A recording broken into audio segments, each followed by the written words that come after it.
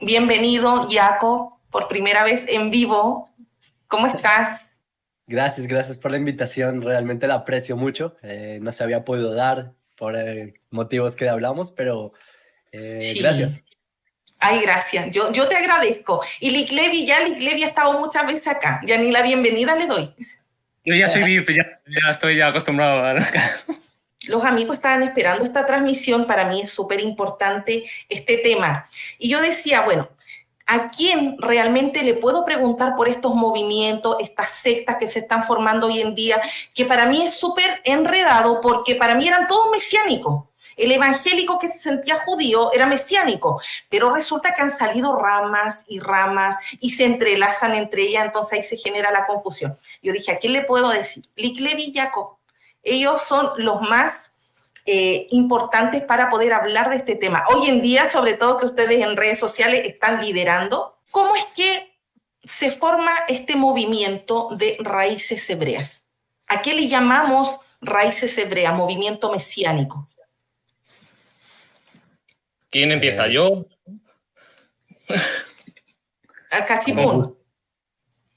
gus- Dale, tú, Jacob. Habla sobre la creación del Estado de Israel, que seguramente sí, interesa.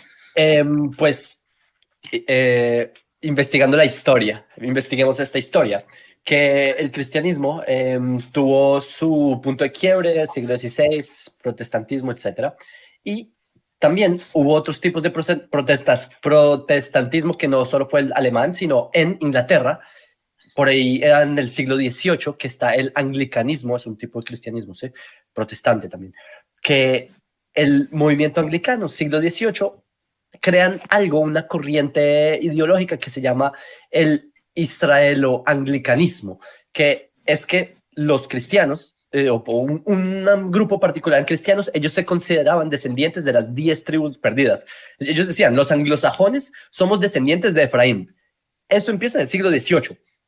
¿Qué pasa? Que sabemos se desarrolla la historia, América, Norteamérica, y así es como se empieza a desplazar la teología a Estados Unidos. Empieza este movimiento que es el mormonismo, que es una de las tantas mutaciones del cristianismo, que el mormonismo viene con toda la herencia del anglicanismo a nivel teológico. Y dicen el argumento de que no, los nativos americanos son descendientes de Nefi, de tipo dos patriarcas que sobrevivieron al exilio babilónico del siglo VI antes de la era común, llegaron a América y de ellos vienen los nativos americanos. Ellos son descendientes de estas tribus perdidas. Esto es el mormonismo. Y el mormonismo plantea mucha de su base en, o sea, tiene un énfasis teológico muy amplio en este tema de las tribus perdidas y de que ellos son descendientes de las tribus perdidas y continúa el desarrollo del cristianismo. Tú sabes cómo es el cristianismo, que cada día aparece una nueva iglesia, aparece una nueva teología, es muy disperso. Así empieza todas estas ideas de el hebreo cristianismo, esta alianza hebreo-cristiana, todas estas ideas de que son descendientes de tribus, sumándole que aparece un nuevo movimiento, aparecen los testigos de este y aparecen el cristianismo adventista, que es el que plantea que hay que el séptimo día, ¿sí? Que volvamos al Shabbat, como a las fiestas como Shavuot, como en español Pentecostés, y todo este tipo de rituales, Sukkot, pero sin desprenderse del cristianismo. Sigue avanzando y acá es como Luis mencionó, el Estado de Israel transforma la teología cristiana de pies a cabeza porque el cristianismo planteó durante todos sus siglos, Martín Lutero incluso, lo menos tardío, que los judíos estábamos destinados al exilio perpetuo por deicidas, porque matamos a Dios, ¿verdad? Y por eso no podíamos volver a nuestra tierra, no podíamos volver a tener un país. Ups, ¿qué pasa? 1948 se crea el Estado de Israel. El cristianismo tiene que replantearse otra vez a sí mismo. Por eso ocurre fenómenos que transforman, por ejemplo, la Iglesia Católica, que es el Concilio de Vaticano II. Nostra Aetate, tienen que transformar toda la teología porque todos los padres de la Iglesia escribieron que los judíos estamos condenados al exilio perpetuo. De repente, ya no está el exilio. Y por eso el cristianismo empieza a decir, wow, acá hay algo que se relaciona con la tierra de Israel y da la casualidad que el mismo día que se proclama o se acepta en la Asamblea de las Naciones Unidas el Estado de Israel, descubren uno de los descubrimientos más locos quizás del siglo o del último milenio, las cuevas de Qumran. Y descubren, o sea, se acuerdan que acá hubo el contexto de la Biblia es un contexto judío, y se dan cuenta que los escritos de hace 2000 años son escritos en hebreo, y empiezan a plantearse un segundo. ¿Esto significa que Jesús era judío? No nos acordábamos de eso. Las personas se les olvidó por completo, y empiezan a replantearse la idea de que si Jesús era judío y una persona cristiana debe estar en ese molde, la persona debe actuar como un judío, pensar como un judío, porque si Yeshua, que ese era su nombre, aunque se pronunciaba Yeshu, tengo un video de ese tema en mi canal, si Yeshu él cumplía la Torá, supuestamente, entonces el cristiano debe simularlo. Y así es como sigue desarrollándose. En los años 70 aparece el cristianismo mesiánico propiamente de Jews for Jesus, que son dos, ¿cómo se llama? Moshe Rosen, Chernoff, que son dos judíos que ellos se inventan un nuevo movimiento mesiánico para judíos que crean en Jesús. Al final no salió así, sino que simplemente crearon nuevas iglesias y ya, así es como nace el cristianismo mesiánico. ¿Qué huyo, no?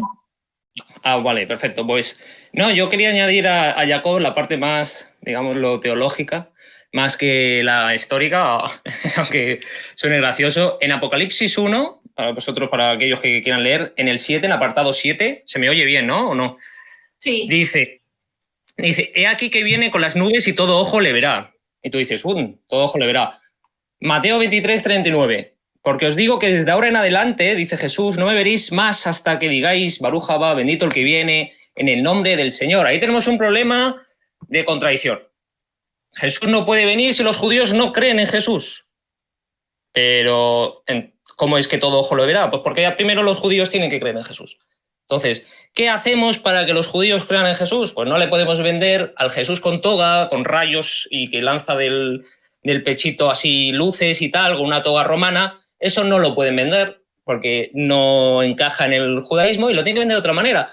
Entonces, aquí hay distintas interpretaciones. En el mundo más protestante o evangélico te dicen que a lo mejor pues, que es solamente un remanente el que tiene que entrar, pero estos movimientos de raíces hebreas, que como dice Jacob, lo ha dicho perfectamente, del mundo anglicano o anglicanismo, creen que tienen que todos los judíos creer en Jesús. Porque dice Pablo aquello de todo Israel será salvo. Por ende, tiene que entrar todo Israel, no un remanente, todo entero. Entonces, ¿cómo van a creer todos en Jesús? Pues tenemos que modificar. Ya no podemos vender el Jesús, no podemos vender, tenemos que vender Yeshua, Yoshua, bueno, los distintos nombres. Tienen que vender incluso Nehemías Gordon, que está ahí en Rudo Despertar, pues tiene un libro, él es caraíta, así que ni siquiera cree en Jesús, pero bueno, tiene un libro, el Yeshua hebreo contra el Jesús griego, ¿no? Entonces te lo ponen que, claro, los judíos no han podido aceptar a este personaje porque es griego, es romano, lo han divinizado al estilo romano, al estilo griego y no lo pueden aceptar.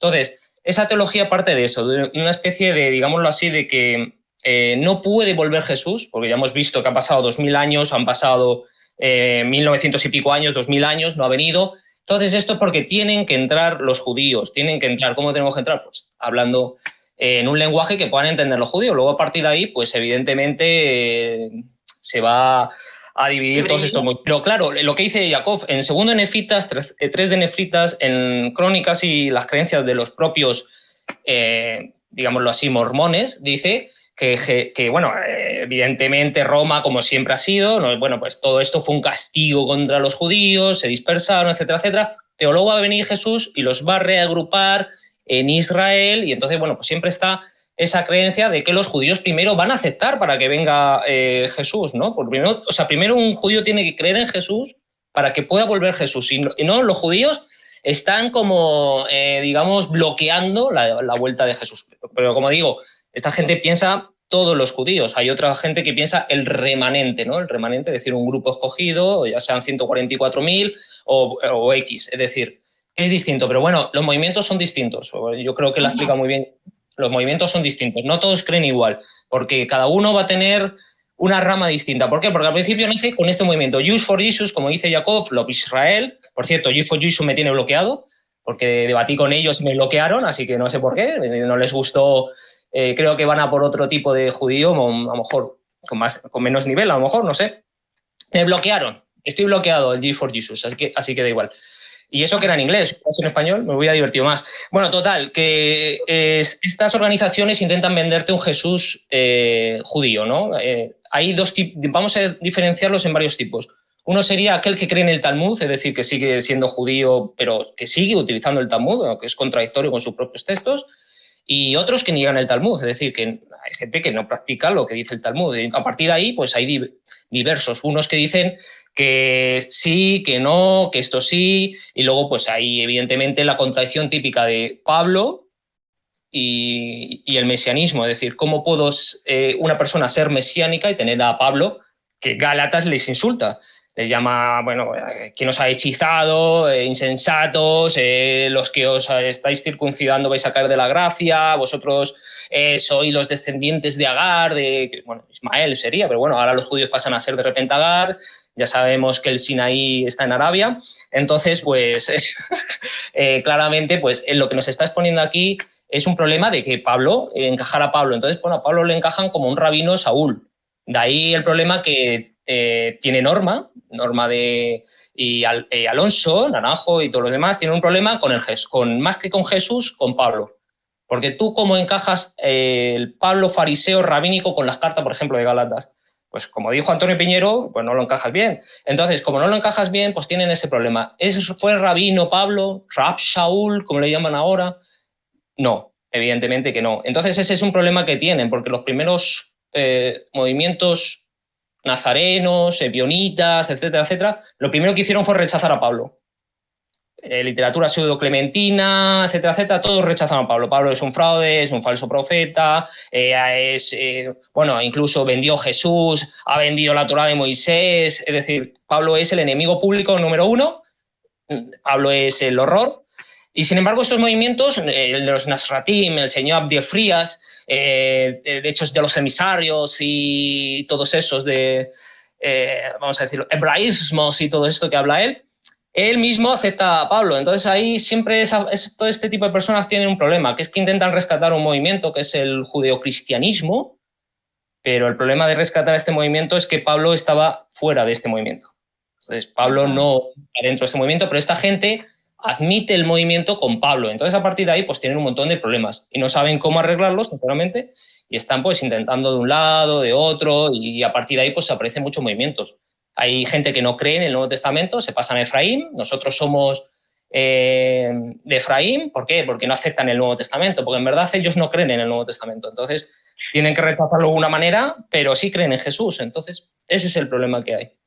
Y este Nuevo Testamento que es típico, el que leen y comparten en redes sociales estos grupos como evangélicos con tinte judío, es un Nuevo Testamento con palabras, con nombres, con hebraísmo. Por ser no se llama Juanes, Yohanan. ¿A qué se debe? Si sabemos que el Nuevo Testamento no fue escrito en hebreo.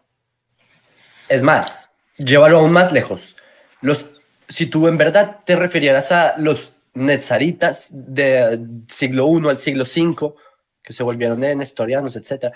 Si te refirieras a los ebionitas, ellos tenían otros textos que no son el canon cristiano de hoy. Tenían el evangelio de los hebreos, el evangelio de los nazarenos, así se llama, el texto que usan hoy en día estos grupos cristianos, estas sectas como los nezaritas de hoy o los mesiánicos, usan no el canon de esos grupos del siglo I, II, III, bueno, del siglo I no hay rastros, de hecho, pero del siglo II, III, IV, hasta el V, ahí se esfumaron. Pero ellos usan el canon cristiano, el protestante, y exactamente como tú lo dices, ya no es Juan, es Yohanan, es porque Juan es judío Yohanan, y ya no es Lucas, es Hillel. No me preguntes cuál es la relación y cómo rayos llegaron de Lucas a Hillel, pero así lo rebautizaron. Y así son todos los textos. Ya no son las cartas de Pablo, sino Igrot Shaul. Sí, Igrot son cartas en hebreo, ¿sí? Shaul por Saulo, pero y así sucesivamente. Entonces, tu intuición es exactamente la correcta. Es el mismo texto cristiano, con terminología hebrea, y cada una de estas sectas que Luis estaba mencionando tiene su propio canon en el sentido de traducción. Es decir, los netzaritas de la rama de Frías tendrán un texto llamado el Keter, Kitveat Talmidim, una cosa así, y es el mismo canon cristiano, pero con sus propias palabras. Código Real es el mismo canon cristiano con sus propias palabras. La Biblia Cadón, todo es así. Entonces, es el mismo canon cristiano, pero con otras palabras. Dijiste Código Real y me dio una cosita aquí en la piel. Esperemos un rato. Los oídos. Miren, delante, hace un ratito atrás, yo hablaba con mi amiga Sandra, como ella vive en Israel, yo le preguntaba sobre estos movimientos en Israel, cómo es que logran estos evangélicos mezclarse, como haciendo con algunos símbolos, hebraísmo, hacerse similares a judíos mesiánicos, y ella me explicaba que en un momento la idea, la intención era ir y evangelizar a judíos directamente. Como eso no ha tenido resultado, ¿qué es lo que pasa? Van a evangelizar con este judaísmo mesiánico a los mismos evangélicos, porque es seductor. Volvamos a las raíces hebreas, la senda antigua, no sé, unas frases bien raras que tienen.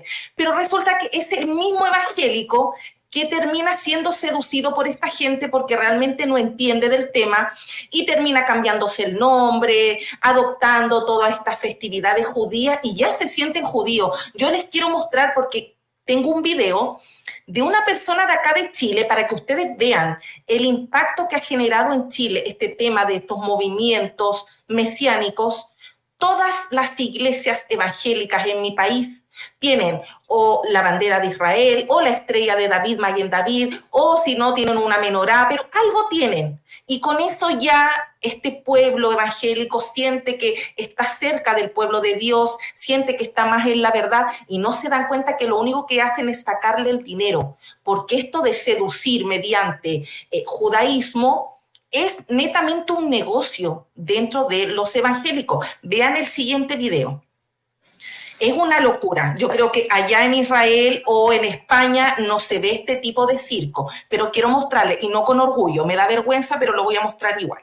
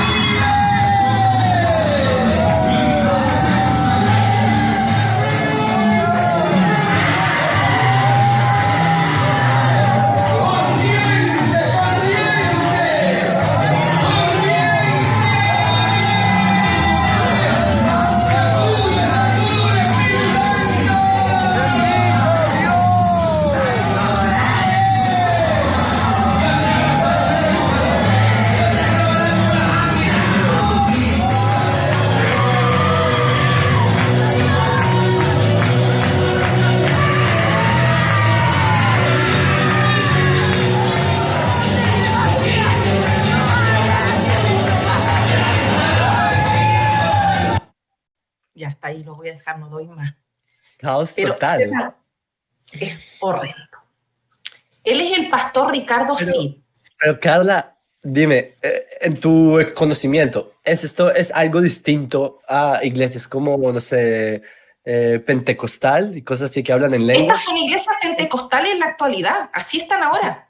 Sí, es el mismo, como que es la misma raíz, ¿no? Es el mismo show, pero con Sí, exacto. Hoy en día las iglesias pentecostales en mi país se han vuelto pentecostales mesiánicas. Así están. Los pastores ahora todos tienen kipá, así están todos. Claro. Ricardo Cid es un pastor bien conocido en mi país. Yo creo que los chilenos se van a dar cuenta al tiro de quién es. Quiero mostrarles que no solamente es pastor, él también es intérprete de lenguas. Y cuando la mujer está hablando en lenguas, que habla todo el rato lo mismo, él interpreta una cosa distinta, con otra diferente, pero quiero que vean el final de este video para que la gente se dé cuenta que estos movimientos de raíces hebreas, movimientos mesiánicos, son estafa, son negocio. La gente solamente busca el dinero de los pobres evangélicos que no estudian y que no se preparan en estos temas. Vean este video. Sí, yo del corazón nuevo en esta hora. ¡Oh, tenía el corazón hecho pedazo! El diablo ha hecho lo que ha querido contigo. Pero ha venido a mí. Yo soy tu Dios, tu sanador. Dios te da la confianza. Dios pelea la guerra. Hola, soy el obispo Ricardo Cid, la persona que fue al cielo por 8 horas. ¿Ya? Si me están viendo de los Estados Unidos o de cualquier país, aún de Chile, y he estado mucho en Estados Unidos, la gente de Estados Unidos que hace tiempo que no he ido para allá y quieren apoyarnos, o acá en Sudamérica o en Chile, está la cuenta RUT. ¿Ya? Es él, el mismo que se pone equipa, estuvo preso acá en mi país.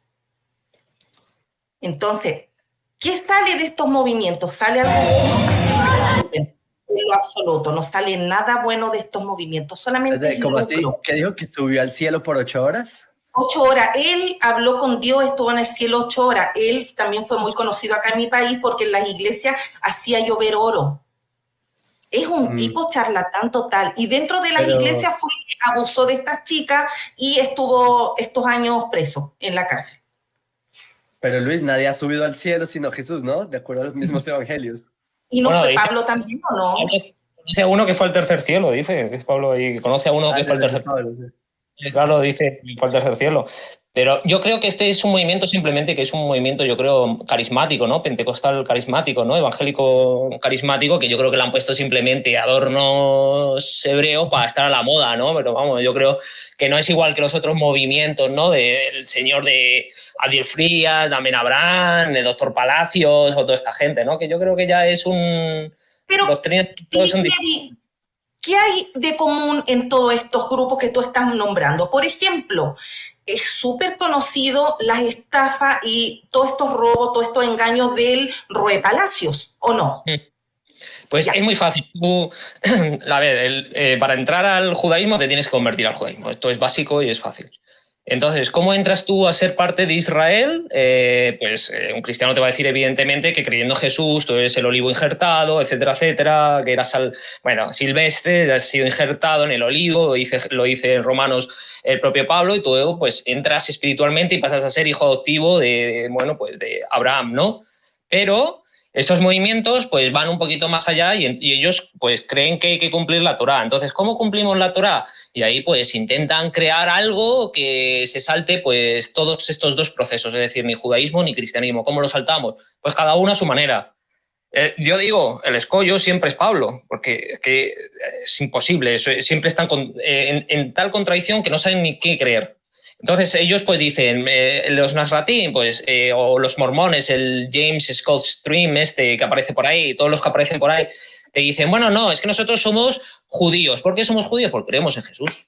Entonces ya está, nos convertimos directamente al judaísmo, sin pasar una conversión, sin nada, directamente pasamos a ser judíos porque tenemos fe, como Dan Ben Abraham, como Abdiel Frías, creemos en Jesús, y como creemos en Jesús, pues ya somos judíos. Mañana por la mañana yo me creo rabino y soy rabino por fe. Y luego hay otro tipo de personas que, digámoslo así, no quieren tanto a los judíos o tienen un poquito más de antisemitismo y dicen, no, yo no quiero ser judío, y entonces pues han creado la doctrina llamada de Efraín.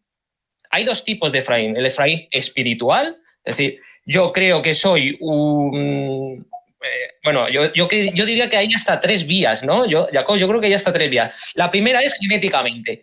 Yo creo que los pueblos amerindios son aquellos que huyeron pues estaban en, digamos, Siria, pasaron a Asia y de Asia fueron a América, y esos son descendientes por carne, sangre, genética de Efraín, ¿no? Es decir, que fueron capturados, pasaron por Asiria, se fueron por la India, pasaron por toda Asia, entraron por el estrecho de Bering, bajaron al sur, y todos estos son,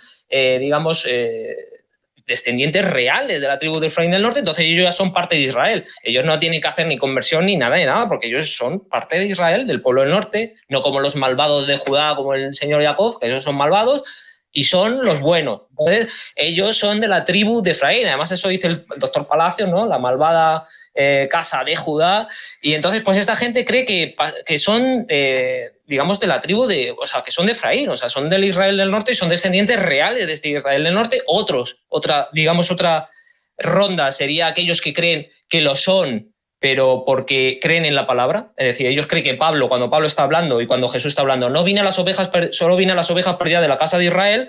Están diciendo que Jesús vino solamente para los de la casa de Efraín, es decir, los que estaban perdidos. Jesús no vino a los judíos, vino a los de Efraín.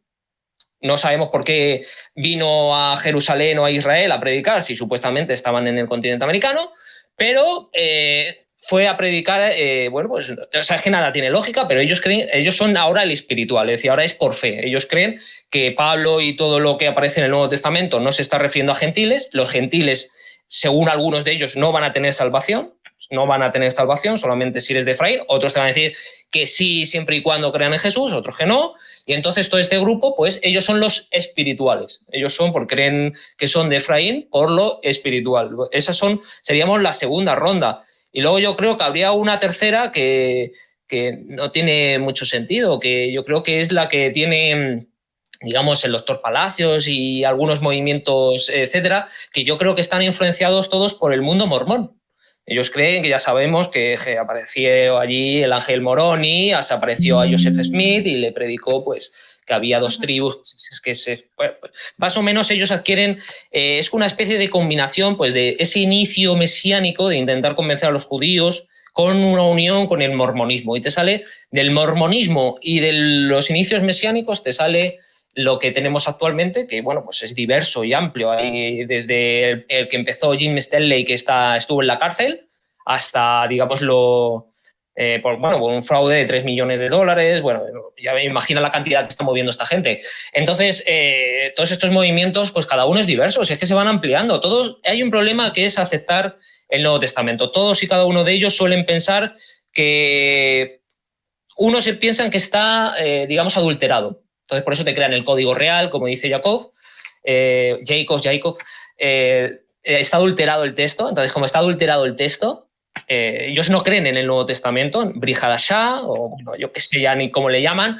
Entonces, no lo creen. Entonces, intentan pues, crear una reestructuración, que vamos a hacerlo volverlo a crear corrigiendo los errores. Ahí aparece Michael Root, ¿no? Que dice aquello de que él vio un evangelio en el Vaticano, solo lo ha visto él, arregla todos los problemas. Oye, qué casualidad, solamente lo ha visto él y arregla todo. Qué casualidad, ¿eh? Es increíble, como Joseph Smith solo lo ha visto él y hay que creerle. Pues esto es igual, es el nuevo Joseph Smith, Michael Root es el nuevo Joseph Smith, y entonces toda esta gente intenta corregir los problemas que ven en el Nuevo Testamento y crean su propio Nuevo Testamento. Hay otro movimiento que ya directamente lo desecha, porque dicen que ellos somos de Efraín, creemos en Jesús, sí, pero nosotros seguimos la Torá, seguimos la ley de Moisés, y se hacen la circuncisión y todo. Es decir, que eso es así, los movimientos son diversos y es porque el problema está de que hay un rechazo al Nuevo Testamento, en verdad. Porque, por ejemplo, el señor Abdiel Frías, ¿qué intenta hacer? Agarra un libro de Hechos de los Emisarios o Hechos de los Apóstoles, lo agarra, Hechos, Actos de los Apóstoles, y te dice, hay hebraísmos, no, en narices, porque están hablando de algunos judíos, algún semitismo tiene que haber, pero el texto está en griego. Entonces te dicen, no, es que hay una versión en hebreo que nadie ha visto, antigua, seguro que hay una por ahí, hay vestigios, hay algo que se ve ahí, pone Salom, pone Amén, y eso es que, no, es decir, que el texto está en griego. Ellos rechazan el griego es el enemigo, es el odio absoluto, y entonces ellos rechazan el griego. Entonces por eso dice Jesús griego, Jesús judío, Jesús griego, y este hombre cuando habla de Hechos de los Emisarios y los hebraísmos, él lo que intenta extraer lo que judío, lo hebreo de los textos, y cuando el 99% es griego, pero él extrae el 1% para decir a su público, mira, hay un 1% aquí de hebreo. Entonces, para que la gente pues pueda, digámoslo, comerse ese cuento, ¿no? De decir, no, aquí hay, claramente hay texto, narices, o sea, léete lo que dice, ahí estás citando a Thais de Menandro, o sea, me refiero, tienes un montón, incluso el Evangelio de Juan, cuando uno lee el Evangelio de Juan, nada más empezaba el logos que aparece ahí, el logos no es la menra ni nada parecido, que alguien lea a los epicúreos en algún momento, seguramente algún día hago un vídeo, y que lo lea, qué logos está hablando ahí y qué influencias tiene, o el propio Pablo, cuando te habla de 3 partes del cuerpo, ¿no? Alma, mente, digamos, el alma, la mente, el espíritu y el cuerpo, ¿no? Hay una tripartita, ¿no? Y esos conceptos platónicos que tú hace poco los trajiste al canal. Antes de ayer, el martes. Claro, eso es, me refiero, eso es indudable. Entonces, cuando tenemos textos que son, además que siempre hay un paralelismo entre una especie del mundo de las ideas y un mundo físico, ¿no? Tenemos que como matar al cuerpo. El propio Pablo lo dice, que el cuerpo Pablo no tiene esa mentalidad que tiene el fariseo de decir, voy a hacer K2, voy a hacer santo todo lo que hay en mi vida. Es decir, yo las relaciones maritales con mi mujer las voy a hacer santas porque yo no voy a estar con otras mujeres, no voy a hacer trío, ni voy a hacer orgías. Voy a ser una persona que voy a seguir la ley de Moisés y por eso voy a santificar mi vida. A la hora de comer voy a hacer, pues, Barujatá, Adonai Eloheinu, voy a hacer los rezos, voy a hacer tal, voy a hacer las oraciones, voy a hacer tal. Entonces, el fariseo lo que intenta es que cada parte del día de su vida sea santo. Sin embargo, en el mundo platónico te van a decir que esto es santo, porque esto es un reflejo, una percepción del mundo de las ideas. Entonces, automáticamente tenemos que matar al cuerpo, tenemos que matar al vicio, tenemos que matar todo el deseo que tiene de nuestro cuerpo para intentar acercarnos al mundo de las ideas o al mundo de más allá. Entonces, es una visión completamente distinta que está en el Nuevo Testamento y que provoca, pues, los celibatos, 1 Corintios 7:1, no toquéis mujer, Apocalipsis 14, los vírgenes, etcétera, etcétera. Es decir, que es indudable que existe una influencia griega, existe estoica, existe una influencia de los epicúreos, existe una influencia platónica, evidente y clara y meridiana. Es decir, eso es claro. Ahí saltó por ahí Jacob, creo. ¿Será que hablaste mucho por Licledi? Sí, me alargo, don Pablo. Pero en todos estos movimientos que estamos hablando, ahí está Jaco, espérate, se había caído, ahí regresó. Me caí. Ay, cambié de cámara, cambiaste de cámara. Sí, me por debajearon. En estos movimientos que estábamos hablando, fuera de Pablo, estos movimientos, los líderes, ¿por qué siempre tienen en común? Y lo pregunto a Jaco,